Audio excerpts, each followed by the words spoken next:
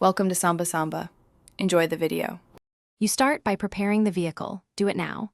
Park on level ground and set the parking brake because stability matters when you access the electronics. Once the car is secured, make sure the key fob is with you and all doors are closed to prevent interruption. Check the battery voltage. Low voltage can abort the reset. Next, insert the key or sit in the driver's seat with the fob and cycle to accessory mode. This powers systems without starting the engine.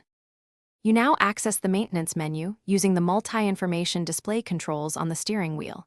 Press the menu button and navigate to Settings, then Maintenance. This is where Toyota stores the oil and maintenance counters. Once you see oil maintenance or a similar item, highlight it and press and hold the OK or Select button. Hold until you see a reset prompt or countdown. This tells you the ECU accepted the command. If nothing happens, cycle power off and on and repeat the sequence. Finish by confirming the reset.